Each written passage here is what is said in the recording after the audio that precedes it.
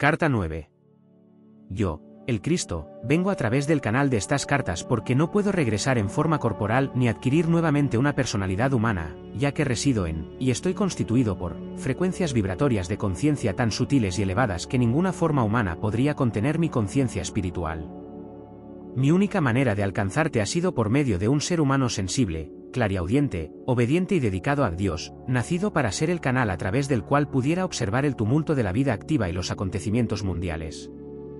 Así pude examinar de cerca el conflicto y el dolor actuales, desconocidos en siglos pasados, ya que los descubrimientos científicos y tecnológicos y la disminución de los valores morales y convencionales han llevado a la humanidad a condiciones sumamente estresantes en la vida moderna y a nuevas maneras de relacionarse entre sí. A través del canal de esta mente flexible, la condición humana moderna se ha vuelto, hasta cierto punto, accesible para mí. Sin este conocimiento de la experiencia humana, estas cartas no podrían haberse escrito de forma útil para ayudar a la humanidad en estos tiempos. El proceso de apropiación parcial de su conciencia comenzó antes de su nacimiento y continuó durante su juventud y a lo largo de toda su vida.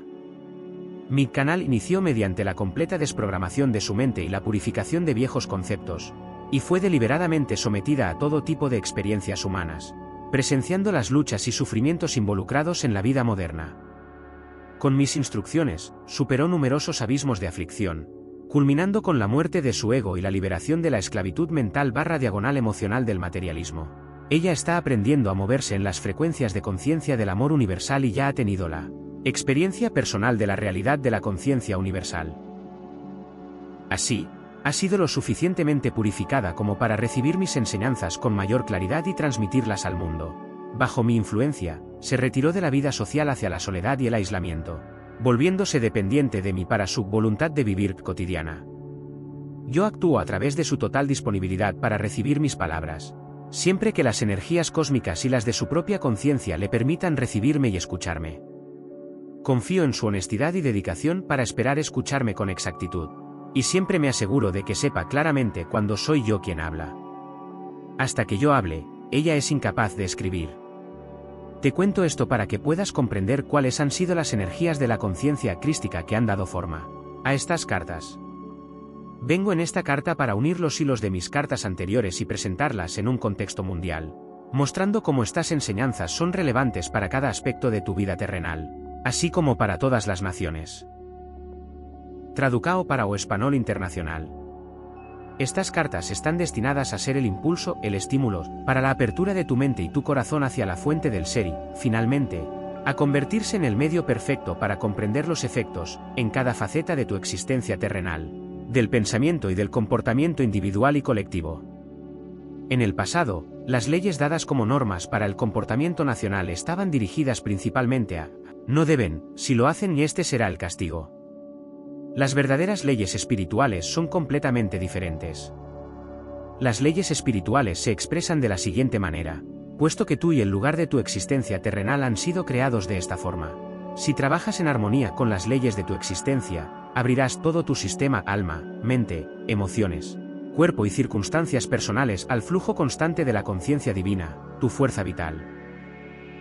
Los frutos de tu comportamiento disciplinado volverán para bendecirte y llenarte de salud, armonía y prosperidad. Si, por otro lado, ignoras las leyes de la existencia y continúas viviendo de la misma forma en que vivías antes de recibir este mensaje, entonces tu vida seguirá marcada por el tumulto, condiciones climáticas adversas, plagas en las cosechas, desastres económicos, escasez de alimentos y una vida estresante. He hablado a través de estas cartas expresamente, para permitirte alcanzar un verdadero y constante estado de paz mental, amor espiritual, alegría y sanación interior de la mente, las emociones y el cuerpo físico. Ya debes haber comprendido que este también era el único propósito detrás de mi misión con las personas en la Tierra: mostrarles cómo ellas mismas estaban creando su propia miseria. Las iglesias cristianas han estado enseñando que fuiste creado por Dios, a quien debes adorar y complacer, respetando sus leyes. Pero eso no es verdad. Adorar a Dios es un rito pagano. Cuando las personas adoran a Dios, lo colocan separado y por encima de ellas, inalcanzable y de temer, pues quién sabe qué males podría enviar a la tierra si las personas no actúan según su voluntad. Pero ese no fue el mensaje que traje a la tierra. Hablé del Padre que satisface todas las necesidades, que responde cuando se le llama, que cura cuando se le pide hacerlo, que está dentro de las personas y al mismo tiempo es trascendente a ellas, lo cual significa que el Creador es universal. La religión judía enseñaba que solo los sumos sacerdotes podían acercarse al Santo de los Santos y hacer súplicas por el pueblo. La población solo podía acercarse a Jehová a través de los sacerdotes, trayendo aves y animales para que fueran ofrecidos en sacrificio, quemados para apaciguar a Jehová por los pecados del pueblo. A través de estos medios, los judíos obtenían el perdón de los pecados.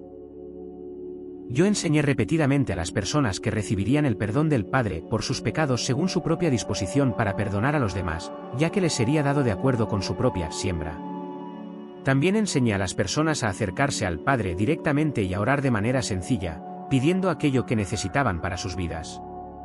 Les aseguré que serían escuchadas y sus súplicas respondidas, siempre que fueran hechas con fe total, sin ninguna duda en sus mentes. Debes comprender que todo lo que enseñé a los judíos estaba en conflicto directo y en oposición a lo que enseñaban sus ancianos religiosos, y fue por esto que los sacerdotes me odiaron y me crucificaron, ya que yo estaba robándoles sus exaltados cargos de guardianes personales del Todopoderoso. Debido al temor a represalias tras mi muerte, los discípulos no se liberaron completamente del Antiguo Testamento. Así, gran parte de lo que se encuentra en el Antiguo Testamento fue trasladado a la religión cristiana. Como alternativa al sacrificio de animales, el cuerpo y la sangre de Jesús son ofrecidos por los sacerdotes en el altar. Tras muchos años y con Roma asumiendo el papel de protectora de la religión cristiana, tal como los sacerdotes judíos ya lo habían hecho antes, también los sacerdotes romanos se vistieron con ropajes carísimos y utilizaron objetos de plata y oro para las ceremonias religiosas. En tiempos de Pablo, esto habría sido inconcebible. Él tenía un mensaje simple de salvación por mi muerte en la cruz, aunque no era el mensaje que yo había traído a mis compatriotas en Palestina. Estaba perpetuando una tradición judía de sacrificar a otro para pagar los propios pecados.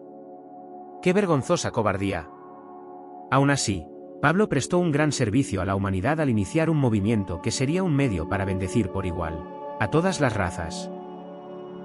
Delineó una forma de pensamiento y conducta diaria que traía armonía a la vida de aquellos que buscaban vivir conforme a sus enseñanzas. Es muy probable que algunos judíos tradicionalistas, vociferando nuevamente, hostilicen mis palabras en esta segunda venida. Se resentirán por mi constante referencia a la antigua práctica judía de sacrificar animales y aves en los templos para agradar a Dios y obtener el perdón de los pecados. No obstante, sean cuales sean sus objeciones, el hecho histórico sigue siendo que el templo era un lugar de sacrificios, y que el olor se percibía por todo Jerusalén. Y durante todo ese tiempo yo sabía que el edificio del templo estaba dedicado a un mito, una invención de la imaginación humana, una racionalización de aquello que la mente humana no podía comprender espiritualmente. Yo estuve allí. Sentí las piedras calientes bajo mis sandalias y el sol sobre mi cabeza. Discutí con los fariseos, soporté sus risas y burlas con cierto divertimento, y los observé mientras enseñaban dogmáticamente una forma de vida opresiva, de continua obediencia a tradiciones sin valor relacionadas con el comer y el beber, las cuales eran totalmente innecesarias. Yo estuve allí. A veces, mi diversión encendía una chispa de travesura en mi mente, y les devolvía a los fariseos el mismo tipo de comentarios analíticos sobre sus hábitos personales, sus vestimentas pomposas y sus leyes, tal como ellos hacían conmigo y con mis enseñanzas. Es un necio, gritaban ridiculizando mi afirmación de que el reino de Dios está en vosotros. Dinos cómo puede, Dios, estar dentro de una persona, gritaban con ironía. Con una lluvia de argumentos peyorativos, invocaban a los profetas y comparaban sus conceptos del todopoderoso Jehová con mis descripciones del Padre, sencillo, que se preocupa incluso por los pájaros. ¿Cómo podría ser eso posible? Preguntaban si las aves eran sacrificadas regularmente en el templo para expiar los pecados de los hombres. ¿Habría Moisés instituido tales prácticas sagradas de sacrificio con fuego si las aves y los animales tuvieran algún valor ante los ojos del Todopoderoso? Permanecía impasible ante sus ataques verbales. Solo contaban con la convicción de la tradición judía para sostener sus afirmaciones, mientras que mi mente había sido impregnada con el verdadero conocimiento de la existencia misma. Durante mis experiencias iluminadoras en el desierto, me fue otorgada la comprensión de la universalidad y de la buena voluntad creadora del Padre, lo cual me permitió percibir y hacer cosas que ningún sumo sacerdote, fariseo, saduceo ni escriba jamás podría hacer. dado que comprendía la naturaleza de nuestra fuente del ser, podía con confianza imponer mis manos sobre un hombre paralítico y levantarlo, restituyéndole su plena salud. ¿Quién podría comparar ese conocimiento con las ridículas leyes tradicionales de los sacerdotes? Los sacerdotes, los fariseos y todo ese grupo de religiosos farsantes sabían que ninguno de ellos podía hacer tales cosas y, por esa razón, me odiaron cuando desafié su autoridad. Me despreciaron por mi firmeza frente a la oposición y me insultaron por atraer a las multitudes cuando ocurría alguna curación que nadie podía negar. Allí estaba, a plena luz del día, para que todos lo vieran. Un acto de amor que los sacerdotes aseguraban que solo Dios podía realizar, por lo tanto, yo debía ser hijo de Satanás. Y más aún, no veían la curación como un acto de amor, sino como una inexplicable blasfemia y usurpación del papel de Dios. Me acusaron de jactarme de mis poderes mágicos, pero no podían decir cómo los había adquirido y, por lo tanto, decidieron que debía ser hijo de Belcebú. Ahora que he explicado la situación, debe quedarte claro a ti que lees estas palabras. Tal como fue claro para mí en aquel momento en Palestina, que toda la jerarquía del judaísmo estaba compuesta por hombres centrados en sí mismos, confundidos y llenos de autoimportancia, que vivían únicamente conforme a normas y leyes. Cuando se les desafiaba a usar su mente y su razonamiento, no sabían cómo responder y caían en espasmos emocionales de virulenta indignación. Es de sorprender que, en el momento en que fui llevado ante el consejo, mantuviera la calma y me negara a dialogar con mentes tan obtusas. Sí, realmente estuve allí, en Palestina, hace 2000 años.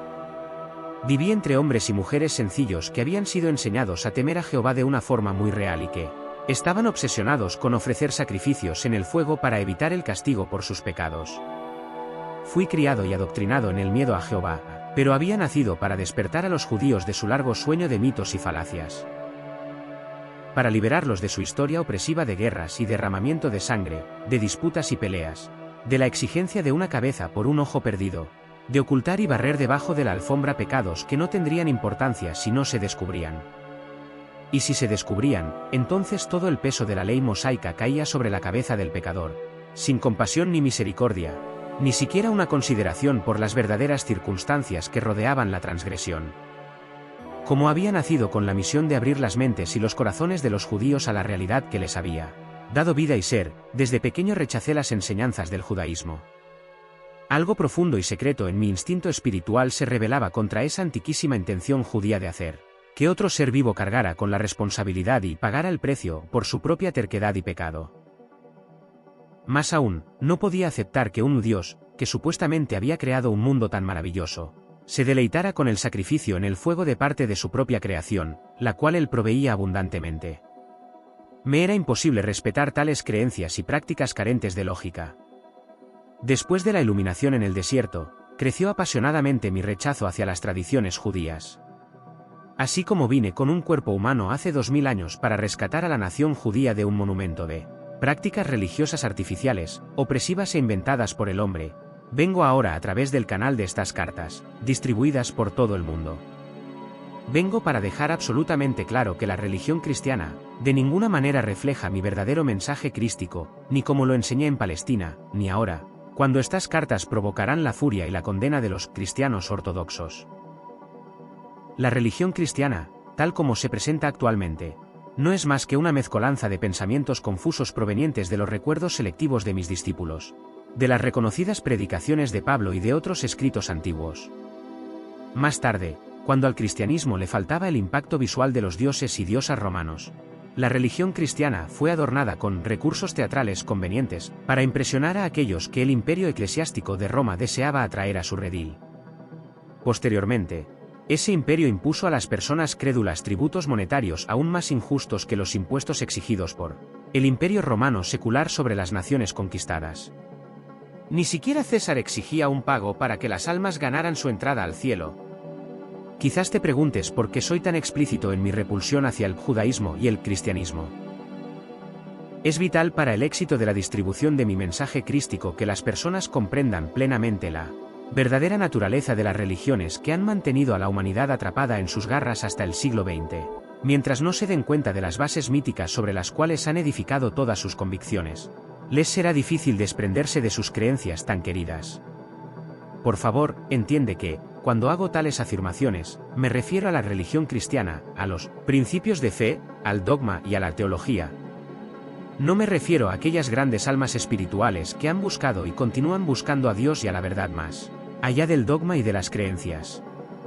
Muchas de estas personas han recibido mi inspiración en sus mentes y corazones, pero temen abandonar sus preciadas creencias. Están bloqueadas por las prácticas religiosas. Ha llegado la hora de que se liberen de ellas y crezcan en espiritualidad y en la comprensión de su verdadera fuente del ser, y de que lleven consigo a sus congregaciones. A las iglesias cristianas de todas las denominaciones les digo, despierten. Ha llegado el momento de despertar de un largo y artificial sueño en el que la razón ha sido suprimida por tradiciones hipnóticas y emocionales. Estas fueron transmitidas a lo largo de los siglos por una sucesión de personas que afirmaban tener la máxima autoridad sobre todo lo que yo enseñé en Palestina. No teman las consecuencias de examinar sus creencias pasadas y querer limpiarlas de sus pensamientos. Libérense de las telarañas de las ilusiones y piensen. Cuando los predicadores cristianos acepten plenamente que yo, el Cristo, verdaderamente he regresado para hablar con las personas del mundo entero, como un relámpago iluminando de oriente a occidente, y estén dispuestos a enseñar mi verdadero mensaje desde sus púlpitos, verán cómo sus iglesias vuelven a llenarse de personas ansiosas por encontrar y establecer contacto con la realidad que los llevará a vivir en total armonía con la verdad de su ser. Por otro lado, ustedes, predicadores de la religión que deliberada y egocéntricamente continúan enseñando el dogma del cristianismo, para mantener las apariencias y sus salarios, verán cómo su religión muere de muerte natural en los próximos 30 años, y serán abandonados por sus congregaciones, que ya están sintiendo que sus palabras son solo palabras, sin vida espiritual. Verán sus iglesias tomadas por aquellos que habrán comprendido que yo mismo he regresado verdaderamente a la humanidad para mostrar el camino hacia el reino de los cielos y para entrar en él. También habrá quienes, cuyas posiciones de autoridad se verán amenazadas por las cartas del Cristo, mis cartas. Existirá una oposición poderosa. Habrá calumnias de todo tipo a través de todos los medios de comunicación por parte de personas que no tendrán escrúpulos para provocar la ira del público y lucrar con el sensacionalismo destructivo y vengativo. Quiero decirte que, cuanto mayor sea el alboroto mundial, mayor será la velocidad con que mis cartas alcanzarán y convencerán a aquellas personas que están cansadas de las antiguas creencias y que, finalmente, escucharán la simple verdad del ser. Ellas responderán rápidamente a su amor y al llamado a dejar los niveles inferiores de la conciencia humana y a comenzar su ascenso hacia niveles espirituales más elevados, donde empezarán a experimentar el primer influjo de paz y contentamiento interior.